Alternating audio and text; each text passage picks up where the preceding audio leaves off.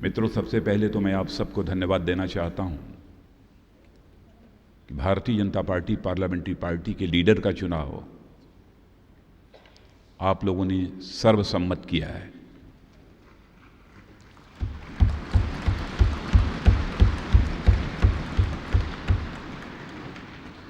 और मैं आप सबसे निवेदन करना चाहता हूं कि एक बार जिन्हें आपने अपना नेता निर्वाचित किया है, भाजपा संसदीय दल के नेता का, सभी लोग इस स्थान पर पहुंचकर फूलों का बुके देकर अथवा हार पहनाकर उनका स्वागत नहीं कर पाए हैं। इसलिए अपने ही स्थान पर बैठे बैठे मेज थपथपाकर एक बार उनका हार्दिक अभिनंदन करें और उनका स्वागत करें।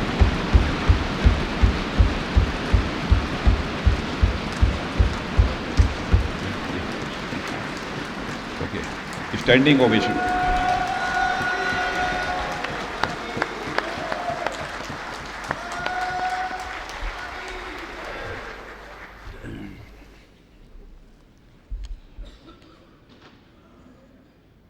मित्रों, पार्टी का अध्यक्ष होने के नाते जहां पर मैं इस समय प्रसन्न हूं, वहीं पर मैं रोमांचित भी हूं। माने it is a happiness with thrill, क्योंकि जैसा मैंने पहले कहा था कि यह एक अभूतपूर्व क्षण है, यह एक ऐतिहासिक क्षण है भारत की राजनीति का। आपको याद दिलाना चाहता हूं कि 1977 में भी जब जनता पार्टी थी, उस समय भी स्पष्ट बहुमत हासिल हुआ था। लेकिन उस समय कई राजनीतिक पार्टियों को मिलाकर जनता पार्टी बनी थी। वैसे जनता पार्टी बनने की औपचारिक घोषणा चुनाव के बाद हुई थी और उसके बाद 89 में यह श्रेय जाता है आदरणीय अटल जी को, आदरणीय आडवाणी जी को, कि जिन्होंने कि भारत की पॉलिटी को, भारत की राजनीति को बाईपोलर बनाने का काम किया और भारतीय जनता पार्टी को उस समय भी एक अच्छी सफलता प्राप्त हुई थी। लेकिन इस स्वतंत्र भारत की राजनीति में भारतीय जनता पार्टी को कभी भी स्पष्ट बहुमत नहीं मिल पाया था। पहली बार भारतीय जनता पार्टी, जो गैर कांग्रेसी दल है, उसको स्पष्ट बहुमत ही नहीं हासिल हुआ है, बल्कि मैं कहूँगा कि 543 सीटों में 282 सीटों पर हम लोगों ने शानदार विजय प्राप्त की है। और आज हम सभी बड़े गौरव के साथ ये कह सकते हैं कि आज हम जिस राजनीतिक पार्टी के कार्यकर्ता हैं, उस राजनीतिक पार्टी ने अपना पॉलिटिकल स्टेचर स्वतंत्र भारत की राजनीति में कांग्रेस पार्टी से भी बड़ा करने में कामयाबी हासिल की है। 89 में आदरणीय अटल जी और आदरणीय आडवाणी जी के नेतृत्व में जब हम सब काम कर रहे थे, और जो उन लोगों के अथक परिश्रम के परिणाम स्वरूप भारत की राजनीति बाईपोलर हुई थी, द्विध्रुवीय हुई थी, तो उस समय देश की राजनीति कांग्रेस वर्सेस भारतीय जनता पार्टी हो गई थी। लेकिन आज जो 2014 में 16वीं लोकसभा का चुनाव हुआ है, इस 16वीं लोकसभा के चुनाव के परिणाम आने के बाद मैं ये कह सकता हूँ कि अब भारत की राजनीति भारतीय जनता पार्टी वर्सेज आदर्श हो गई है। यह भी हम सबके लिए एक बहुत ही बड़े गौरव की बात है। एक राजनीतिक विचारधारा, एक और दार्शनिक अवधारणा लेकर हम लोगों ने स्वतंत्र भारत में अपनी राजनीतिक यात्रा प्रारंभ की थी। मैं आज याद करना चाहता हूं भारतीय जनसंघ के संस्थापक स्वर्गीय डॉक्टर श्यामा प्रसाद जी मुखर्जी को। मैं याद करना चाहता हूं स्वर्गीय पंडित दीनदयाल जी उपाध्याय को, कि एक सपना उन्होंने सजोया था कि हमारा भारत कैसा भारत होना चाहिए, एक सशक्त भारत होना चाहिए, स्वावलंबी भारत होना चाहिए, स्वाभिमानी भारत होना चाहिए। यह उनका स्वप्न था और उसी स्वप्न को साकार करने के लिए आदरणीय अटल जी और आडवाणी जी के नेतृत्व में इस देश के सभी कार्यकर्ताओं ने अथक परिश्रम किया है, अपने जिस्म का पसीना बहाया है। लेकिन आज ये मुझे कहते हुए बेहद गौरव की अनुभूति हो रही है कि सचमुच उस पंडित श्यामा प्रसाद मुखर्जी और डॉक्टर दीनदयाल उपाध्याय के स्वप्न को इस आज़ाद भारत की राजनीति में साकार यदि किसी के नेतृत्व में होते हुए जिसे हम देख रहे हैं, वह हमारे आज के भारतीय जनता पार्टी संसदीय दल के नेता, जो कुछ ही दिनों के बाद भारत के प्रधानमंत्री के रूप में शपथ लेंगे, ऐसे आदरणीय नरेंद्र भाई मोदी को इसका मैं श्रेय देना चाहता हूं। सचमुच यह अद्भुत क्षण है। वैसे जब कभी भी कोई परिवर्तन, राजनीतिक परिवर्तन इस देश में हुए हैं, तो मित्रों मैं समझता हूं कि जनता की इतनी बड़ी भागीदारी उस परिवर्तन में नहीं हुई है जितनी बड़ी भागीदारी इस बार हुई है। यदि मैं कहूं 2009 में जहां पर इस देश की जनता ने लगभग 7.8 करोड़ जनता ने अपना मतदान किया था, तो इस बार हमारा वह वोट शेयर, माने वोट्स ईवर पोल्ड, आज वो हो गया है 17.16 करोड़। इस बार जितनी पोलिंग हुई है, मैं समझता हूं कि स्वतंत्र भारत के इतिहास में इतनी पोलिंग जनता के द्वारा कभी नहीं हुई है। इसलिए मैं कहना चाहता हूं कि ऐतिहासिक क्षण है और जो हम लोगों को विजय हासिल हुई है, समाज के सभी वर्गों का प्रतिनिधित्व हुआ है। यदि एससी और एसटी को देखें तो सर्वाधिक एससी और एसटी सांसद भी यदि किसी के हैं तो वह हमारे भारतीय जनता पार्टी के ही सर्वाधिक एससी और एसटी सांसद हैं। इतना ही नहीं है, जिन राज्यों में भारतीय जनता पार्टी की स्थिति कमज़ोर मानी जाती थी, जैसे उड़ीसा है, वेस्ट बंगाल है, केरला है, तमिलनाडु है, ऐसे स्टेट्स में भी हमारा आज परसेंटेज ऑफ वोट ये बढ़ा है, हमारा वोट शेयर बढ़ा है।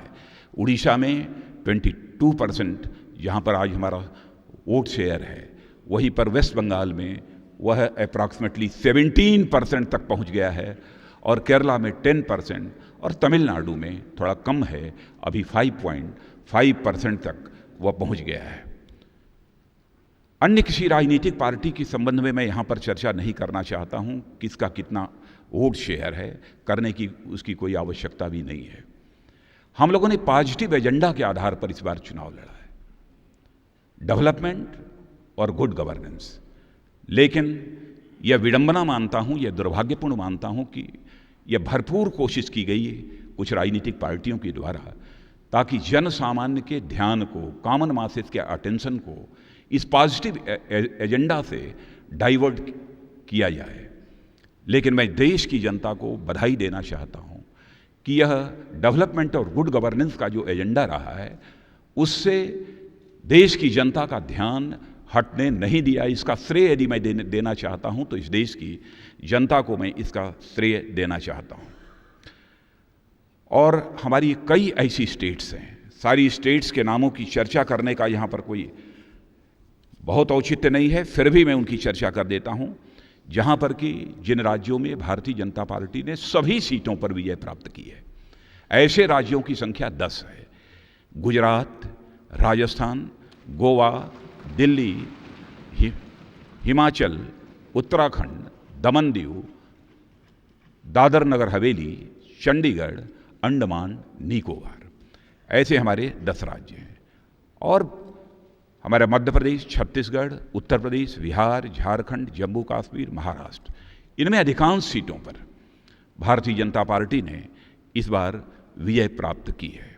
लद्दाख से लेकर कन्याकुमारी तक, अंडमान निकोबार तक और अरुणाचल से लेकर सोमनाथ तक शानदार विजय हमारी भारतीय जनता पार्टी को, बहनों भाइयों, यह हासिल हुई है। मैं आपको याद दिलाना चाहता हूं कि एक बार जब इंग्लैंड में चुनाव हुआ था तो कंजरवेटिव पार्टी ने लेबर पार्टी के ऊपर विजय प्राप्त की थी। उसको भी वहाँ की जनता ने यह माना था कि एक ऐतिहासिक परिवर्तन हुआ है। लेकिन यदि वहाँ के इतिहास का अध्ययन करें तो स्वाभाविक रूप से आप इस नतीजे पर पहुँचेंगे कि वहाँ की इकोनॉमिक पॉलिसी ही केवल प्रभावित हुई थी उस राजनीतिक परिवर्तन के कारण। लेकिन इस बार जो राजनीतिक परिवर्तन हुआ है उसके परिणाम स्वरूप हमारे भारत की प्रतिष्ठा अंतर्राष्ट्रीय जगत में बढ़ी है। और किसी भी देश की अर्थव्यवस्था की रेटिंग करने के लिए जो कुछ एजेंसीज होती हैं, उनमें से एक एजेंसी मूडी ने तो भारत को लाकर AAA कैटेगरी में खड़ा कर दिया है। इसलिए और जनता की अपेक्षा है कि इस बार केवल आर्थिक दृष्टि से ही परिवर्तन नहीं होना चाहिए, बल्कि आर्थिक, सामाजिक और सांस्कृतिक दृष्टि से भी हम परिवर्तन करने में पूरी तरह से कामयाब होंगे और जनता की अपेक्षाओं को पूरा करने में हमें निश्चित रूप से कामयाबी हासिल होगी, ऐसा मेरा पूरा विश्वास है। मैं आज के क्षण स्मरण करना चाहता हूं नरेंद्र भाई मोदी के उस भाषण को जो हैदराबाद में उन्होंने दिया था। उसमें उन्होंने कहा था, मित्रों, यस वी कैन। आज पार्टी अध्यक्ष होने के नाते जितना मैं नरेंद्र भाई मोदी को जानता हूं, मैं कह सकता हूं कि आज यस वी ही विल। उस समय उन्होंने कहा था यस वी कैन, आज मैं कह सकता हूं यस ही विल। करेंगे। और यह इस विश्वास के साथ मैं इसलिए यह बात कह रहा हूं कि गुजरात में भी चीफ मिनिस्टर के रूप में उनको परफॉर्म करते हुए हम लोगों ने देखा है, सारी दुनिया ने देखा है। और सचमुच इस बार की जो विजय हासिल हुई है वो इस कारण भी हमको हासिल हुई है कि हमारी जो भी गवर्नमेंट जो सेंटर में थी अथवा आज जो हमारी स्टेट में गवर्नमेंट चल रही हैं, उनका जो गवर्नेंस का एक प्रूवन ट्रैक रिकॉर्ड है, उसके कारण भी देश की जनता को भरोसा था कि भारतीय जनता पार्टी की यदि सरकार बनेगी, नरेंद्र भाई मोदी जैसा व्यक्ति भारत का प्रधानमंत्री बनेगा, तो हम जैसे भारत का निर्माण करना चाहते हैं वैसे भारत का निर्माण करने में निश्चित रूप से हम सबको कामयाबी हासिल होगी। इसलिए आज के अवसर पर इससे ज़्यादा कुछ न कहते हुए जहाँ पर मैं आप सबको बधाई देता हूँ, वहीं पर समस्त देशवासियों को भी अपनी तरफ से हार्दिक बधाई देना चाहता हूँ। और साथ ही अंत में पुनः श्री नरेंद्र भाई मोदी का अपनी तरफ से और आप सभी की तरफ से हार्दिक अभिनंदन और हार्दिक स्वागत करते हुए अपना निवेदन समाप्त करता हूँ।